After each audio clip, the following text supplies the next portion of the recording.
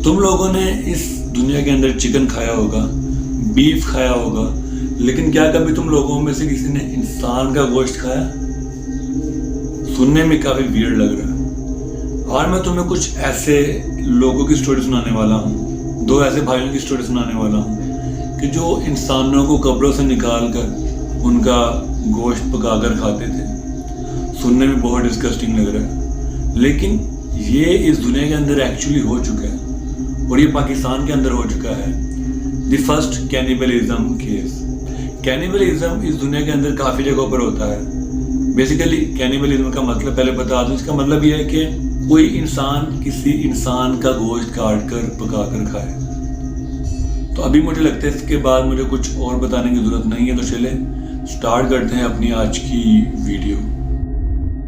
Basically ये story दो भाइयों की है, आरिफ अली और फरमान अली, जो कब्रों में से मुर्दा लोगों की लाशें निकाल कर, जो रिसेंटली मरे हुए होते थे, जिनकी हाल ही में डेथ हुई होती थी, उनको कब्रों में से निकाल कर उनका गोश्त काट कर पका कर खाते थे।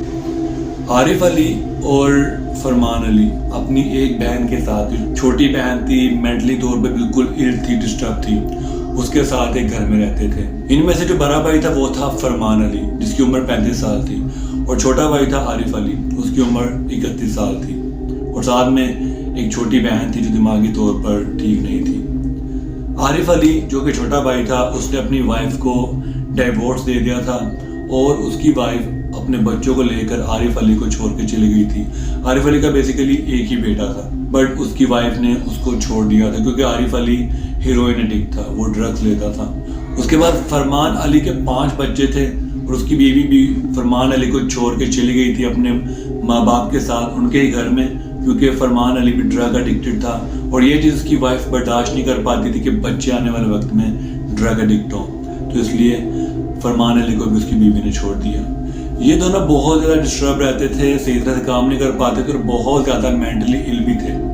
तो इसी वजह से कि काम नहीं कर पाते थे और अपना पेट भी भरना होता था, तो ये लोग रात के वक्त चुपचाप सीमेंट्री यानी कि कब्रिस्तान जाते थे, वहाँ पर जाकर कब्र को खोदते थे और जो भी हाल ही में कोई शख्स मरा हुआ होता था उसकी लाश को निकालते थे, निकाल कर लाते थे, काटते थे और पका कर खाते थे। और ये ऐसा न जाने कितने ही कब्रों के साथ कर चुके थे।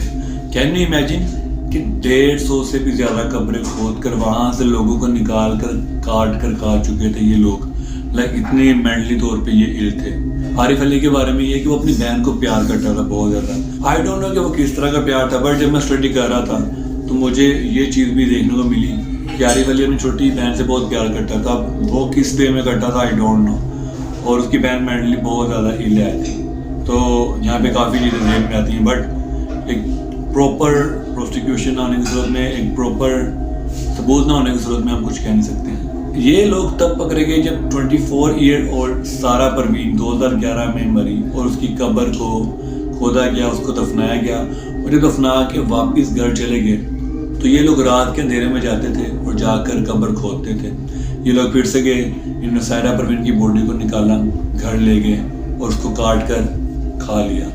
But on the next day जब सारा परवीन के घर वाले मिट्टी देखने के लिए आए कि मिट्टी बिल्कुल स्टेबल है, कोई कब्र को मसला तो नहीं है, तो वो क्या देखते जैसे उन्होंने मिट्टी पर अपना पाँव रखा या हाथ रखा, वो मिट्टी बिल्कुल ज़मीन के अंदर ही धंस गई, यानी कि कब्र बिल्कुल खाली थी।